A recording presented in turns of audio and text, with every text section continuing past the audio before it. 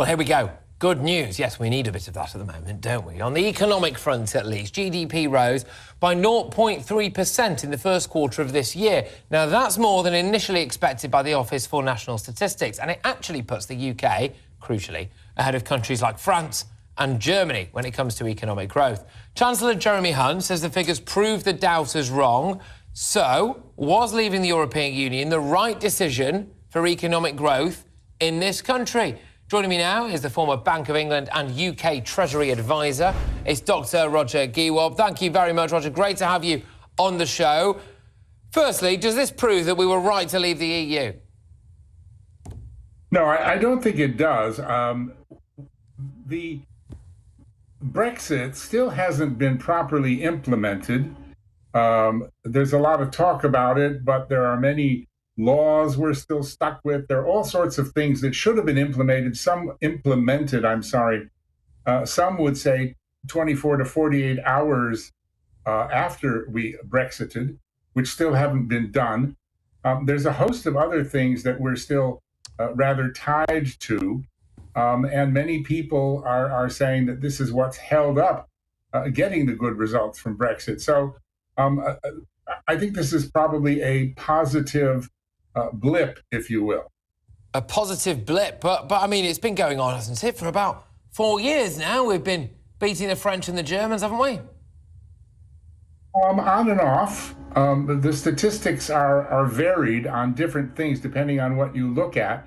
But what is clear is that the government still has not implemented Brexit as it was planned to be implemented. OK, all right. Well, now the talk will turn to the tax burden on Brits. And it is not just, wealthy, super rich people moaning about how much tax they're having to pay. Now, it's an increasing number of ordinary Brits who are footing a higher tax burden than they've ever had to do. Should we be cutting tax now? Should Jeremy Hunt be saying this? Yes, absolutely. I mean, we have taxes now that haven't been this high since the coronation of Her late Majesty, the Queen. We have the highest taxes in Europe, and they keep going up. On top of everything else, Jeremy Hunt introduced corporation tax increase, which sure should come, but not perhaps in the middle of a cost of living crisis. And we're just being taxed out of existence. Hey business owners, stop scripting out your presentations. What do I mean? Look, most business owners...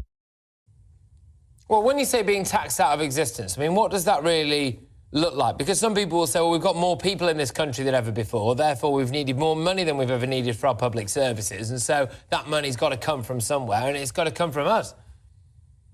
Well, having more people means that there's more earnings to be taxed on a fair and equal basis. So having more people should actually mean that the tax burden could actually be lowered. These are not a bunch of freeloaders that each of us who does pay tax has to carry. OK, I mean, people might use that as a bit of a question as to whether or not mass levels of immigration are indeed working. I mean, one would assume that if we were attracting the best and the brightest people, that they would be paying a high proportion of tax, and therefore other people would have to pay less tax. But that's clearly not happening, is it? Well, no, but I mean, the number of people involved in immigration is a very small number.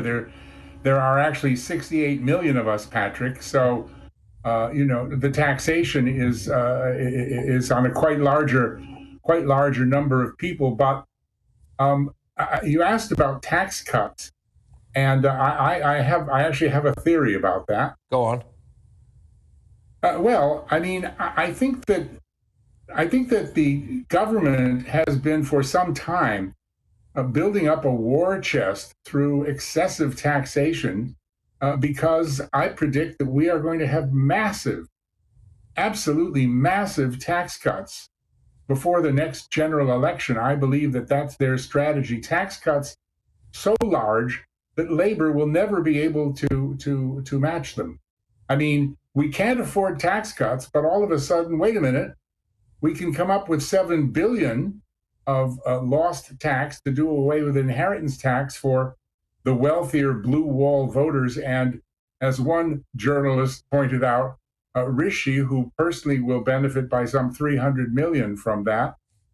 So we can afford that 7 billion, but we can't afford anything else. Well, I mean, if we can afford 7 billion to get rid of inheritance tax for the wealthy, why instead don't we raise the threshold from 12,000 to 20,000?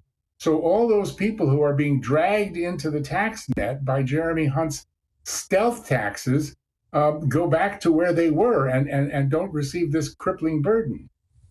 So you honestly think, do you, that the next election, before the next election, whenever that may well end up being, you think there's a decent chance that Jeremy from accounts is going to stand up and say, I am slashing tax in a way that Labour can't possibly compete with? Really? That doesn't seem very Jeremy from accounts. I'm sorry. First of all, Jeremy is not from accounts.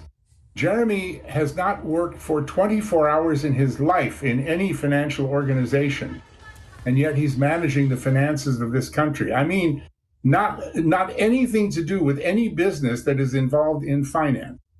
So that's number one. Number two, yes, I believe and I actually predict, and I will bet you, Patrick, a very expensive tin of sardines, that there will be massive tax cuts before the next general election. Jeremy, if he's still there, or whomever, will turn around and say, oh my gosh, look at this money we just discovered. Now, the same thing happened last November. If you remember, Jeremy softened us up with Brexit Project Fear type tactics about the 55 billion pound famous or infamous black hole that had to be filled immediately. And within a couple of weeks, we had 25 billion pounds of tax increases, mainly through stealth taxes. That is to say, widening the net so more people fall into taxation for higher amounts rather than increasing the tax rate. The other half of the 55 billion, the other 30 billion, if you recall, was going to be public service cuts, education, NHS, police, blah, blah, blah.